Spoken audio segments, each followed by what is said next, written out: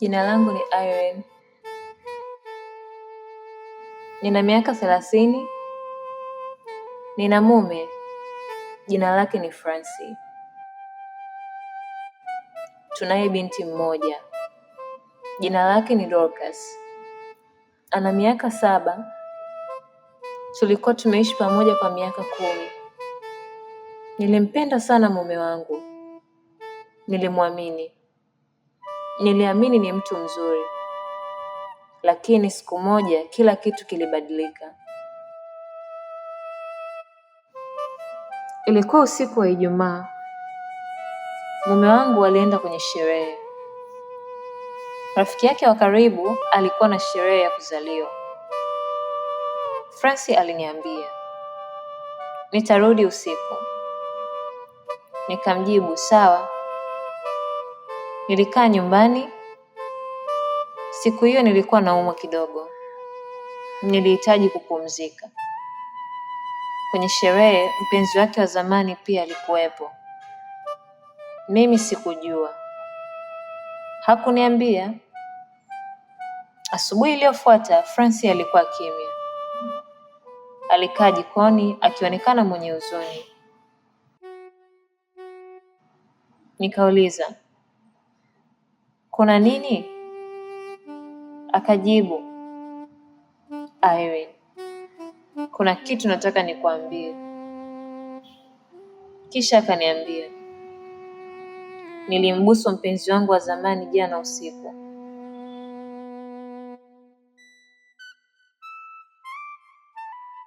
Aliniambia alikuwa amelewa. Alisema mwanamke yule alimsogelea na hakumzuia. Niliumia sana.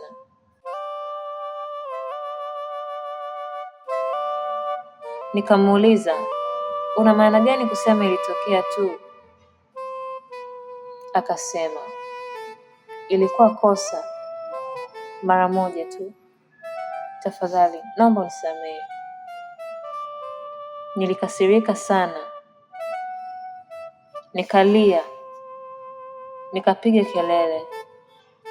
Nikasema maneno mabaya. Moyoni mwangu ulivunjika. Nilihisi maumivu makali. Nikasema, ondoka kwenye hii nyumba.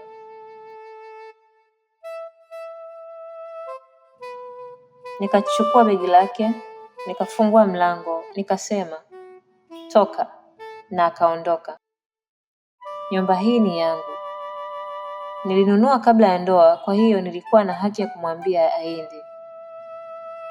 Binti yetu hakuwa nyumbani, alikuwa kwa wazazi wangu. Nilifurahi hakushuhudia ugomvi wetu. Baada ya hapo, Francie alinitumia ujumbe mwingi sana. Alipiga simu nyingi sana. Akasema, nakupenda Irene. Nakuomba unisamehe. Tafadhali, nipe nafasi nyingine. Lakini sikumjibu. Kisha mama yake akaniita. Akasema, Irene mwanangu, tafadhali usikasirike. Wanaume wote hufanya makosa. Mume wangu pia alikuwa na mwanamke mwingine, lakini nilivumilia. Sasa hivi tuko sawa. Nikamjibu kwa kusema, hapana mama. Sitaki kuishi na mwanaume anayeguswa na wake wengine. Akasema, mwanangu, fikiria sana kuhusu mwanao. Mwanao anahitaji baba.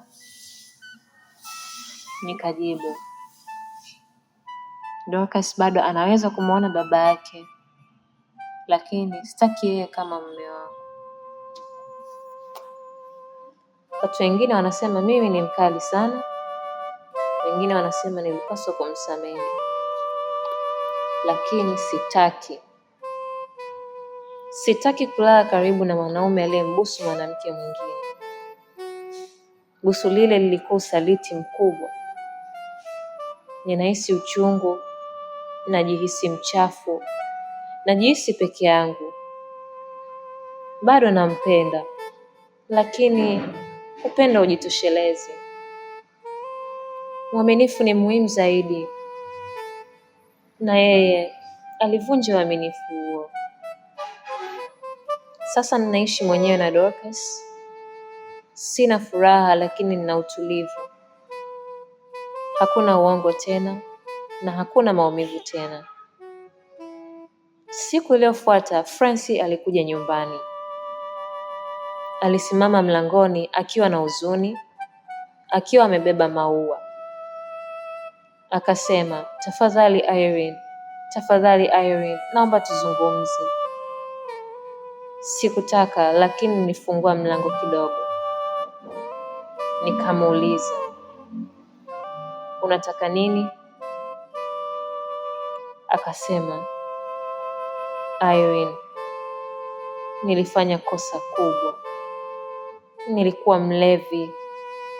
Sikuwaza vizuri. Nakupenda. Namjua Dorcas. Tafadhali nisamehe. Nikajibu, ulimbusu mwanamke mwingine. Huo si upendo. Huo ni usaliti. Akasema, mwanamke yule ndiye aliyenibusu kwanza. Nilichanganyikiwa. Ilikuwa busu moja tu. Nikamwangalia. Nilihisi nimechoka. Nimejeruhiwa. Nikamwambia, Francie, ulikuwa na uchaguzi. Ungesema hapana, lakini ukufanya hivyo. Ulirudisha busu. Hayo yanatosha kwangu. Nimechoka. Akalia. Akasema, sitaki kuipoteza familia yangu. Nikajibu, ulishatupoteza. Akaacha maua mlangoni na akaondoka. Usiku huo sikuweza kulala. Nilifikiria kila kitu. Nikaikumbuka harusi yetu, wakati Dorcas anazaliwa, jinsi Francie alivyokuwa mwema zamani. Lakini sasa huyu si mwanaume ambaye nilikuwa namfahamu. Si yule mwanaume niliyekuwa namjua. Sio huyu. Nikauliza nafsi yangu, naweza kumsamehe? Naweza kusahau busu lile? Naweza kumwamini tena? Jibu lilikuwa hapana. Moyo ulikuwa unauma. Kichwa kilikuwa na maswali mengi. Nilihisi hasira, nilihisi huzuni, nilihisi upweke. Lakini ndani yangu nilihisi nguvu. Nilihisi kiburi cha kujiheshimu. Nilijua nimefanya uamuzi sahihi. Siku zilipita. Bado sikujibu SMS zake. Bado sikujibu simu zake. Nilihitaji muda, nilihitaji space. Nilihitaji nafasi. Nilihitaji amani. Amani ndani yangu. Lakini haikukoma. Kila siku alituma ujumbe. Irene, nakukosa. Irene, samahani. Tafadhali mke wangu. Niruhusu nirudi nyumbani. Siku moja alituma ujumbe mrefu. Akaandika, siwezi kulala. Siwezi kula. Nakupenda Dorcas. Nilikosea, lakini bado siwezi kukuacha. Nakupenda. Tafadhali tusuluhishe. Niliposoma, mikono yangu ilitetemeka. Moyo uliuma. Bado nilimpenda. Lakini sikuweza kusahau alichofanya. Usiku huo nililia sana.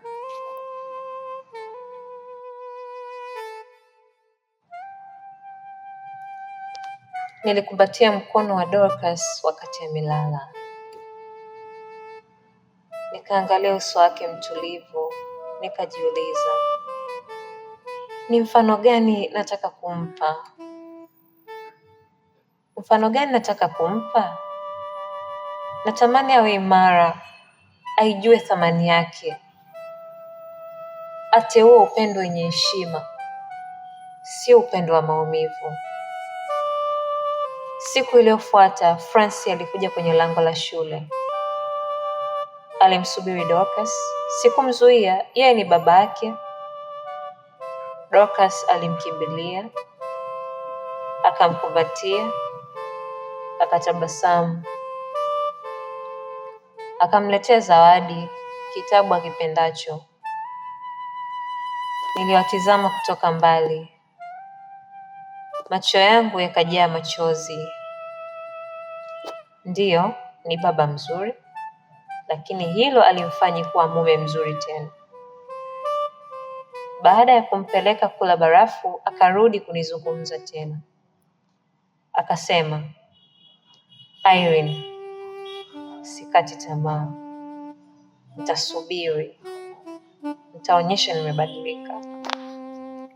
Nikajibu, Francis, umechelewa. Moyo wangu umefungwa. Usiku huo Dorcas akaniuliza, kwa nini baba haishi nasi? Nikavuta pumzi ndefu, nikasema, watu wazima wakati mwingine hufanya makosa.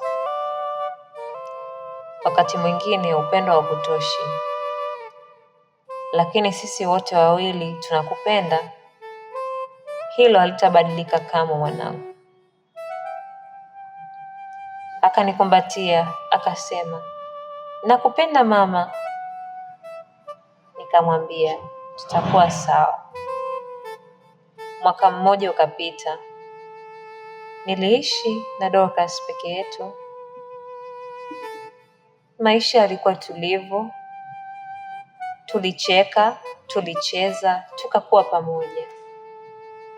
Lakini usiku nilikuwa nikiwaza kuhusu Francis. Alikuja kila weekend kumwona Dorcas. Hakukosa hata siku moja. Alimletea vitabu, vitu vya kuchezea na hadithi. Mara nyingine aliniletea maua, lakini haikunisukuma. Alingoja tu. Niliona mabadiliko. Akaacha kunywa pombe. Hakuongea uongo tena. Alinipa nafasi yangu. Siku moja ya jua alikuja mapema. Akanisaidia kupalilia bustani. Kisha akasema kwa upole, Irene, naweza kuzungumza na wewe? Nikakubali. Akasema kwa sauti ya upole, ninaikosa familia yetu. Nakukosa kama mke wangu. Nilikosea sana, lakini nakupenda. Milele nitakupenda. Nikamtazama machoni. Alionekana mchovu, lakini wa kweli. Nikajibu, ninakumbuka maumivu. Nakumbuka usiku uliovunja moyo wangu. Lakini pia naona umebadilika sasa. Alishikilia pumzi. Nikatizama Dorcas aliyekuwa anacheka juani na doli yake. Moyo wangu ukajaa. Nikisema, nimekusamehe. Nataka tuwe pamoja tena. Macho yake yakajaa machozi. Alichukua mikono yangu kwa upole na kuibusu. Kweli Irene? Nikasema ndiyo. lakini si kwa sababu mimi ni dhaifu. Ni kwa sababu mimi ni mwenye nguvu. Na kuchagua tena, si kwa sababu na kuhitaji, bali kwa sababu naamini nafasi ya pili. Akanikumbatia kwa nguvu. Dorcas akakimbia kwetu akapiga kelele, "Mama, baba, mna furaha?" Nikasema kwa sauti ya chini, "Ndiyo mwanangu, tumepona. Sasa sisi ni familia tena. Sio familia kamilifu, lakini ni ya kweli, iliyosimama juu ya ukweli, upendo na nafasi ya pili." Mwisho. Asante kwa kusikiliza hadithi hii. Ni hadithi ya maumivu, upendo na msamaha. Wakati mwingine katika maisha watu hufanya makosa, lakini mtu akibadilika kweli, upendo unaweza kurejea. Hadithi hii inatuonesha kwamba mioyo inaweza kupona na familia zinaweza kurudi pamoja. Bye.